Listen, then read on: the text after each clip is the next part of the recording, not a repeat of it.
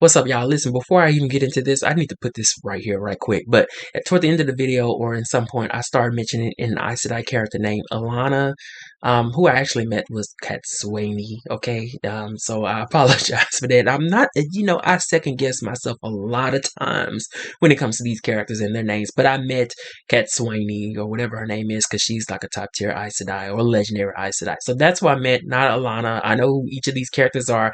I just couldn't compute it in a vocal form. You feel me? All right, but thank you. Keep going. Okay, what's going on, everybody? It's me, Troy, and I'm here with another audio. Okay, I'm here to talk about um some more of the Wheel of Time as I document my journey and my feelings as I go about reading this epic high fantasy series by Robert Jordan, which I started earlier this. Well, actually, I started last year with the prequel New Springs back last September, but then I started the official series back in January. And I had planned to read a book a month, but issues came, blah, blah, blah, blah. The point is that I'm here to talk about my reading of book 8, The Path of Daggers, which is, uh, I actually, there's, I didn't, I don't know what it is about this book, but let me try to get my words out right. First, I ended up reading The Path of Daggers immediately after book number 7, A Crown of Swords. There were several different factors.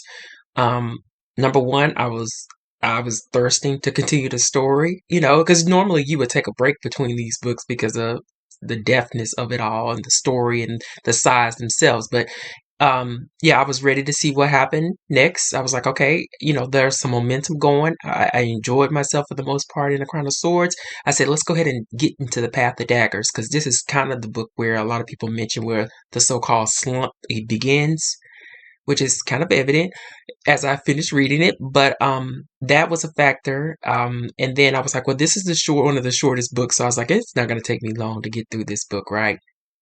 But yeah, all those things came to play. I was behind on my quote unquote reading of the series, one book a month. So I went right on into The Path of Daggers. And it was the best thing I could do because I got it out of the way. And at the end of the day, while I did enjoy it, this is really hard for me to. There's this sort of feeling with The Path of Daggers where I feel like a lot of things happened, but by the end of the book, nothing happened at all. Or a lot of things took place, but by the end of the book, I can't remember anything specifically that took place. However, I will say that there were, for me, two glowing um, major realizations with this book. The primary one being how Jordan put a check on Rand's character in this book. So, although it is the so-called beginning of the slump, and I can tell you right now, I did move into the path to Winter's Heart immediately after Path of Daggers, and that's where I really started to feel. I was like, I was bugging. I had to put that book down because I started feeling myself skipping pages, but that's where I really was feeling the slump. But yeah, I pretty much coasted through The Path of Daggers, and I enjoyed it for the most part. But like I said, I don't know. I can't even remember really what all kind of happened. But there's a number of different things. You know, I don't know how to put this into words, but I felt like A Crown of Swords was really enjoyable in terms of, like I mentioned in my other little dialogue here, about the comedy element. For whatever reason, that was really removed. It really was removed from The Path of Daggers, and I'm gonna say that from 2 points that I realized. Number one, Nynaeve is not necessarily driving the particular narrative in which she's taking place in. That's driven primarily by Avianda and Elaine. And number two, this is the book where Matt, who has always been the comedic element in this series, where he's gone. There's like a mention one or two of him, but his presence, his narrative is removed from this book, and I think that's where the sort of dryness came about. But even with that being said, I'm gonna go down the line of what I thought of each of the particular stories, and then we'll just close this out. So, I will say that The Path of Daggers started off really well. The first 200 pages I really enjoyed as it took place with. As it took the concerns of Elaine, Nynaeve, Land, the knitting circle that was mentioned in the previous book, Avianda. But the point is that it was the closing of I got the book next to me. It keeps trying to fall down. It was the closing of the Bowl of the Winds story thread, one that's been carried probably about 3 books. Um, the how it came about that the Bowl of the Winds was going to be saying Angria. I always still mess with those names, but how it was going to be. Um, I don't know. It was just kind of there was like this predictability factor in it. I honestly feel like the Bowl of the Winds, like I don't know when it's going to be addressed as far as it's being a magical element that changes or readjusts the weather. I honestly feel like it was just like arbitrary plot thread at this point. Um, it was just something to give these characters something to do to me, honestly. And while I'm sure that while I am aware that there were a lot of um there was a lot of collaboration between different fractions and forces that were going to be necessary towards, Rand gathering power, the Sea Folk, the Aes Sedai joining hands, the Knitting Circle. The Knitting Circle are like Aes Sedai, who is something they left the White Tower early on within their beginnings as an Aes Sedai. But I understand that that's going to be a collaborative of forces, of nations, and just groups in general coming together, strengthening one another. But I still just felt like it was just give it this Bolowin's thing was just something to give the character something to do, honestly. But I did enjoy how Jordan really um, closed out the chapter, I guess you can say, especially how he gave Elaine a big shine in which, she opened up a portal and, the Sea-Chan, they were coming through the portal at the beginning of the book and she was unraveling the portal and she ended up like pulling a certain kind of thread, a magical thread that just made a bomb go off.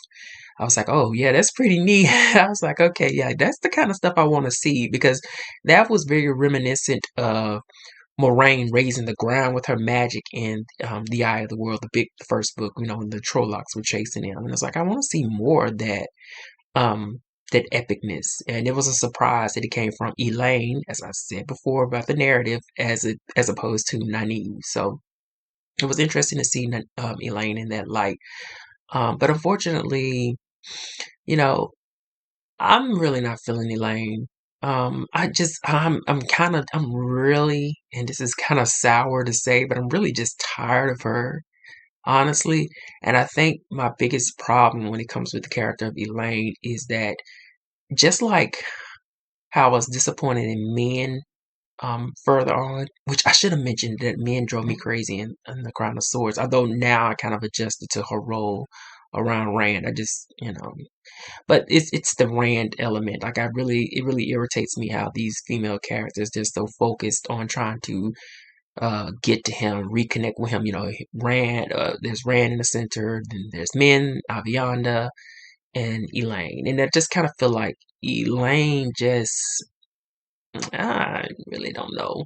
I think that she's missing just a little bit of maturity that I'm looking for, and I think that's why I gravitate much more towards Nynaeve.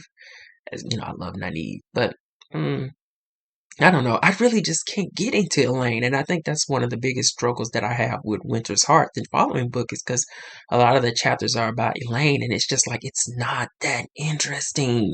It's not that interesting. I don't think Elaine is a character that can really carry a story thread as well. I just don't see the dynamics about her. But nonetheless, it was interesting to see, Elaine have that moment. And then, of course, with the troops, they used the Bowl of the Wind previously. They changed the weather. That story thread got closed off, and then they proceeded forward. And now they're going back to the Sun Throne, I think it is, so that Elaine can claim the throne that her mother, Morghese, who is in this book as well, so she can be back over the kingdom that she's presided from, because, Elaine is essentially a princess. Um, yeah, I don't know. In the beginning, I really did like Elaine, because I liked that she was sophisticated.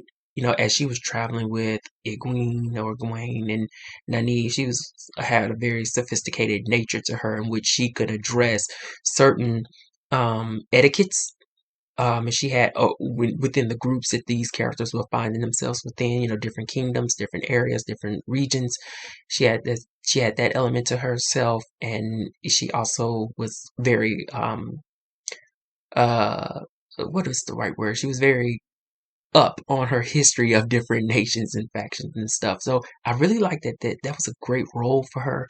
And I also liked that she was much more interested in replicating or making sangrias, or I don't know why I keep feeling like I'm saying that wrong. I'm sure I am. I put like a Spanish twist to it, the roll of the tongue, but I like that about her as well.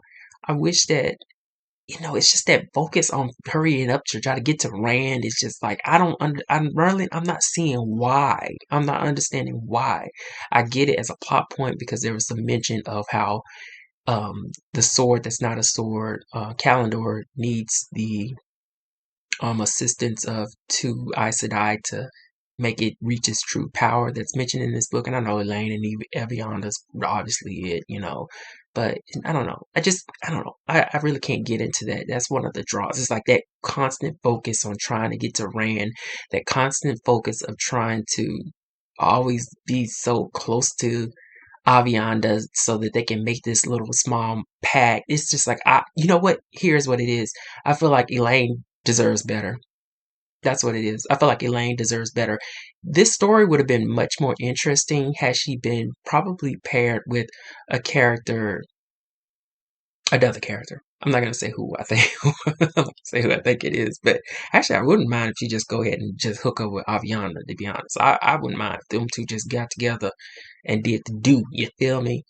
But yeah, that's really unfortunate. And we'll move from Elaine. So, like I said, Nynaeve, my favorite character. She's not so much present as the narrative force within the Path of Daggers. I'm a little although I do enjoy her interactions with Land. I really hope that proceeding forward, that Land doesn't get too far out of character. Um, that's his strength to me, is that he is that mysterious and stoic force. I don't want him to get, like I said, too far out of character in his interactions with Nynaeve. So I'm keeping a eye on that. I saw a brief moment of that in The Shadow Rising when he found out that Nynaeve was about to go on a trip or whatever, or quest or whatever by herself, and he panicked. And I was like, oh, don't do it, Lan. Don't do it. Stay Lan, because Lan is like one of my favorite male characters. So then we're gonna talk about parent storyline. Oh my god. Honestly, I don't even. I don't. I'm sitting here, with my fingers at my temple, trying to recall what in the hee haw paddywhack was Parent's role within this book. Perrin and Fael, that's just a coupling that I really can't get into. I just can't do it. Although I've warmed up a little bit to it at this point, I would have to if I want to really digest this series at this point. Like I said in my previous thoughts, that there are going to be a lot of things that I'm just not going to be into, period. I don't care what the whole analysis and criticisms of it, what Jordan meant to do with these characters, etc., etc. I don't care. It's just like some situations, some couplings that I'm just not going to be into it. And although I am warming to Fael and Parent's coupling, I'm still disappointed in that.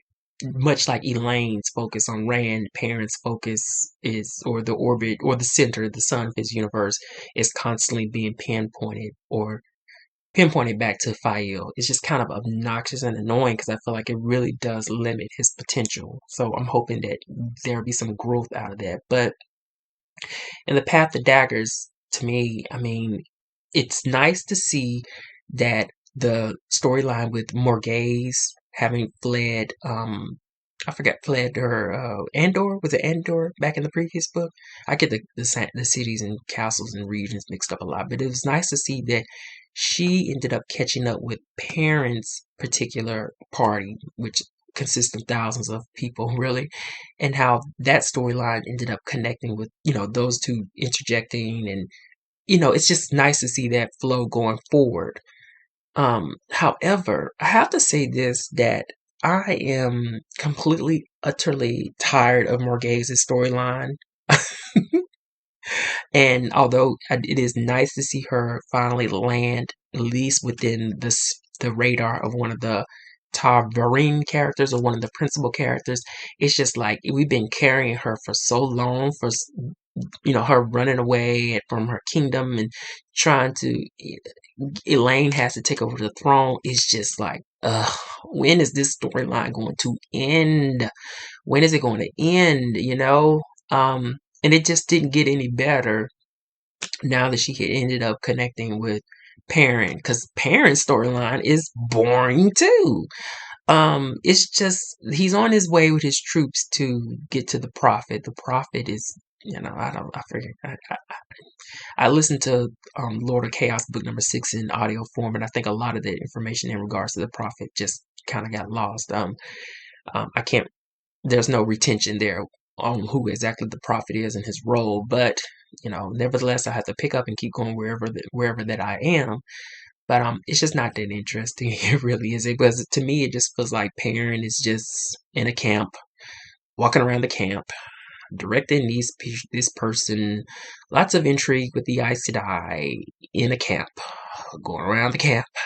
Let's pack up the tents. Let's pack up the wares. Let's get on the wagons, and then we're in a camp. Let's walk around the camp. That's just all it is. When it comes to like the 5 principal characters that left Edmonds, I keep saying I put that E in there. It's Edmonds. Is it Edmonds? Oh my God, I'm a hot mess. That's my countryness. Perrin is the most disappointing. Honestly, he really is. It's a bore. It's a bore and it's a chore to get through.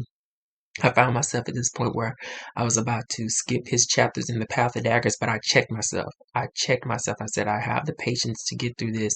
So go back and read his chapters properly. And that's when I found out that he reconnected with Alias. It was Alias, the wolf character that was presented in Wolf Man character, or man character with wolf-like sensibilities, back from the previous book. I mean, the first book, The Eye of the World.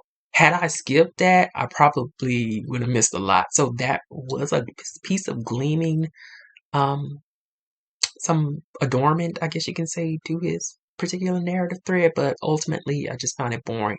And see, tying that in connection with the story thread of Savannah, the Shido leader, who have been tracing after Rand for books after books after books at this point, so that she can pretty much take him hostage, have him give her children so that she can be, the quote unquote queen tied to the Dragon Reborn. I am so tired of her. I am tired of the Shido clan story thread. I'm just kidding. I want it to end. I want it to end. I guess those are my 3 points. The Morgase story thread, I'm over. The Shido story thread, I'm over. Perrin is the prerequisite commitment of some sort, I guess you could say. But it's just like it's like I'm just over them. It's like there has to be much more to this world that we can get into. It's just like I'm ready for somebody to go ahead and just hand Savannah her ass, But nevertheless, I keep reading and there's some interest in there as well. But that's kind of where I left with Perrin's storyline. And, as anybody knows, this may be a spoiler. I'm sure anybody who's read the books at this point, who's watching this or listening to this, know that Fael gets kidnapped and then by the Shido, which is led by Savannah. And then it's just like, here we go. The focus is back on Fael. I just feel so bad for Perrin. I honestly, I always feel so bad for Perrin because I don't know, there was just so much potential behind him at the beginning of the series, and this is how he's just doing the drudgery work to me, unfortunately, as far as carrying the story. Like, I just feel like there should have been much more in him, and he had such a great moment in The Shadow Rising, and it's just like, yeah. So that's Perrin's. One of the surprising um, storylines that I really did enjoy was Egwene's. I didn't think I would like her stuff, her story narrative as much in this book. Her as the official Amaryllis, or not official, but well, we could say official Amaryllis seat. She is the one who is the top leader of the Aes Sedai group. Um, That came about in Lord of Chaos. I at least remember that much from listening to that book in audio, but that came about in Lord of Chaos, where, essentially what these rebel, quote unquote, rebel Aes Sedai were trying to do was they were trying to make sure that because she has a connection with Rand as far as their childhood, they brought her up as the Amyrlin Seat, the leader of the Aes Sedai, so that that connection can remain and they can stay in close confines with the Dragon Reborn and that prophecy. But I actually kind of enjoyed watching Egwene come about and do her thing. There is a line in this book, and I wish I mark them. I do this so just off the cuff, like literally. But there's a line that really defined Egwene's position here, because as the unofficial but official Amyrlin Seat leader of the Aes Sedai, it's come to be expected that she's going to get some pushback from a lot of the Aes Sedai, especially considering I think she was raised up as an accepted. She never really fulfilled every single curriculum, we can say, that is required of being a full Aes Sedai. She was not a novice, but she was in the accepted stage before she was propped up. So, of course, there's going to be a lot of pushback from other Aes Sedai, specifically Liani, I think her name is, and Ramonda. But what I like about that is I like that Egwene is really forging forward as the Amyrlin Seat. There's a lot of moments within the Path of Daggers where she has to check herself and be like, you know what, I can't let these people, these other Aes Sedai bully me. I can't let them make me start entangling myself with self doubts. I can't let them ruin my confidence. She realizes at some point that she really has to stand up to this particular position, and that this is major. It really is major for her. So I like seeing Egwene go through that process in which she recaptures sort of the command with the Aes Sedai, as well as that of Gareth, who is the soldier that the Aes Sedai has hired to help them trek towards Tarvalon to reclaim Tarvalon from Elada. So that's great. And with that being said, there's a moment when Egwene has to, pull off those political intrigues with other groups of people who are questioning her, higher forces who are questioning her particular position and what she's trying to do as their Aes Sedai leader, the Amyrlin Seat. And she goes through those pretty much predictable political maneuvers to to put them on her side in this whole matter.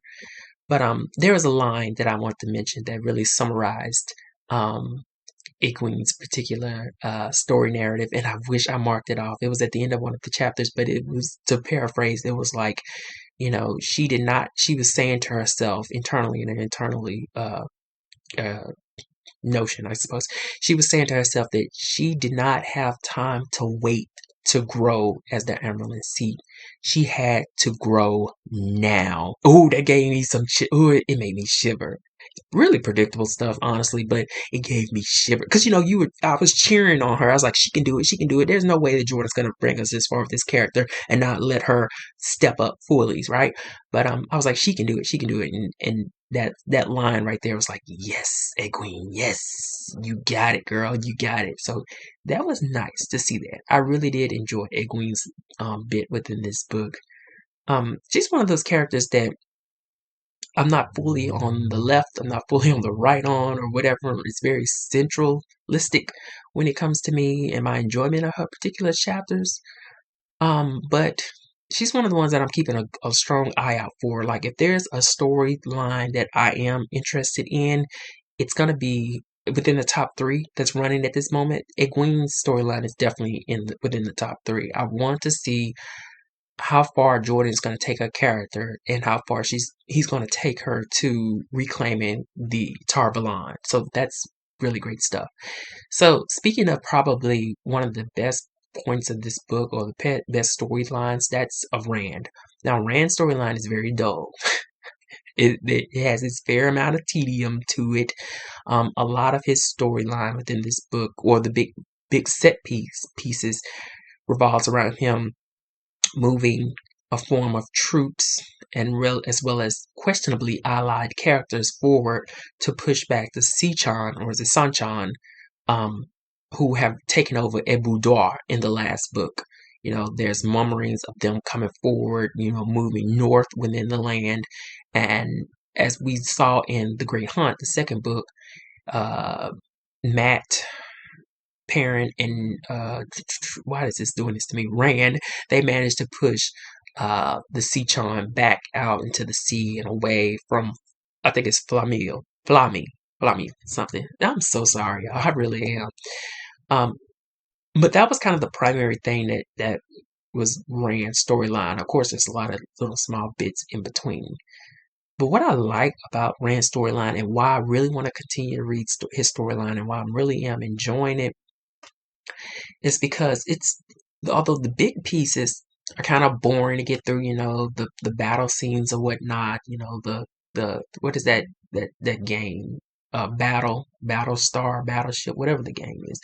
The positioning of the Sichan, they're coming up the ridge and he's coming down and he's sending in a shaman to fight back and all this kind of stuff.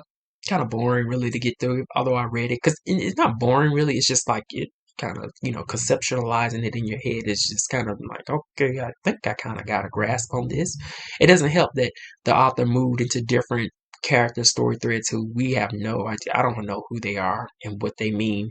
Specifically those within the prologue here. I don't even think they showed up again, or I just can't recall. So the big things, like I said, with Rand's story is just like, man, okay, cool, yeah, we got it. But like I said earlier in this video, what I liked about the Path of Daggers is that Jordan put a big ass freaking check on Rand's growth. And I say that because in Lord of Chaos, he was captured, he escaped, he put some boundaries up, with the Aes Sedai who tried to capture him, and just all kinds of things. He escaped. He made it through that book, and he reconfirmed who he was as the Dragon being reborn. He let the world know, look, this is not how this is about to roll. He got his Black Tower. He has his a shaman team with him who are men who can channel. He like I said, he was reclaiming everything. So that was a big point for him. And then in A Crown of Swords, another two big points is that he destroyed a Forsaken character, and he also was crowned the king of Ilium. So, what you would look at is the momentum of Rand's character is that of constant growth. He's getting stronger, he's gathering more allies, he's just growth. But like I said, the Path of Daggers, Jordan put a check on all of that. It just seems like within this book that although all those amazing things happened to Rand, he was constantly being confronted with the reality that what he is, what he stands for, does not necessarily move the people closest to him as well as his enemies. One of the examples is how the IL women, once he came back from battling the Sichan, they put a check on his ass, like, you left us to go fight this battle, but you didn't bring us with you to fight this battle. You secretly left to fight the Sichan back, but didn't include us. We are the IL people are the people that are closest tied to the prophecy of the Karakan or / the Dragon Reborn. So they beat his ass. They beat his ass in his own room, right? That was a check on Rand. The IL woman, not IL, the Aes Sedai woman, Alana. There was a moment where Alana, it's been said by men that Alana has some kind of ability that Rand needs to learn. Although there's some tensions between the two, she is necessary. So Rand sent a notice for her to come to his throne room to teach him what it is that she know.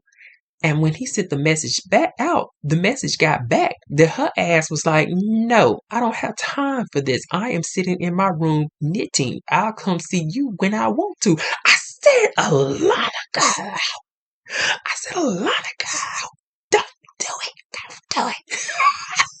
I was like, oh my gosh. And I love it. I do. I love it. I really do. Because, Jordan had every opportunity to just, I don't know, take Rand on the highest ride to keep him going. But it's those little things like that that really checked his character. And even him himself, Rand, realized that. There were a number of different other examples too. I think one is that he's so unaware of, that there's betrayal within his camp. At the end of Path of Daggers, he almost lost men as well as himself.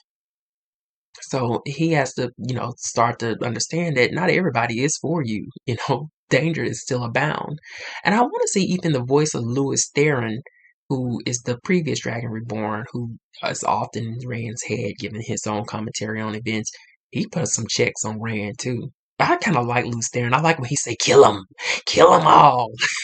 That stuff it just tickles me. But and see, that's another thing. At the end of the Path of Daggers, Rand realized that some of the shaman that he's raised, particularly one in specific, they have the ability, they will turn on him. He doesn't have a firm grasp on every single element that's helping him towards the final battle, whether it's the shaman, whether it's the women characters such as Min herself, whether it's the Aes Sedai, whether it's the IL people. He doesn't have the grasp that he thinks. It's not that everyone is going to bow to him, and I don't think he really trying to express this anyway. But as a reader, you may see it this way. But everyone is not going to just bow to him because he is the Dragon Reborn and he has the mission of saving the world. There's going to be some checks and all of that, and that's one of the things that I loved about the Path of Daggers. Because as I moved into Winter's Heart and I saw that him and Min as two, and I love it when it's just small groups. I really don't, I'm not a fan of these big party groups. I'm really not. These big soldiers trudging over the hill with, somebody in the lead. I like the small stuff, but I like that, because the Rand came to this realization, he decided that the only way to, well, what he's going to do is he's going to end up cleaning or cleansing the taint that surrounds deciding the male half of the one power, basically. And I just think that's great. I really, that to me, that the Path of Daggers, if anything, it was a really big, heavy Rand character growth book to me. So I really, how people say it's the beginning of the slog. Yeah, it has their moments, I suppose, but of course, but it's all worth it to read Rand. I felt like this Rand here was the closest to the Rand that I really adored, who was in The Great Hunt, the one that was um really questioning everything as he proceeded to become the Dragon Reborn, or to even not even recognize it as such. But yeah, The Path of Daggers is a necessary book, hands down. It's a necessary book, and that's kind of that's kind of it. You know, I really enjoyed it. It was the shortest book, not that hard, complicated to get through. There is some trudging that takes place within some of the narratives, but you don't want to miss out on any of it. Honestly, you really don't. It can be hard to get through at times. Like I said, there's a number of different parts that I'm tired of these storylines. Like I said before, I wish somebody would hurry up and blast Savannah off the face of the earth. I'm sick of her. I'm sick of more gays. I can't be sick of parents because I have to. But for Rand's growth and on the outskirts, I would even say for those first 200 pages of the book that I think were fantastic when it revolved around Elaine, Nynaeve, and Aviana, it's a necessary book. It really is. Like it really is a necessary book. So I'm excited to see what happens in The Winter's Heart. But like I said, unfortunately, I got about 200 pages into The Winter's Heart, and I found myself skipping chapters around Parent and Fael, as well as Elaine. The first few chapters in Winter's Heart are heavy on Elaine and heavy on Parent and the Fael kidnapping. I miss, and I know it's not going to always be that way, but going into that book, I'm excited to see Rand and Min. Even though I had my complaints about Min, I'm starting to warm up to her position.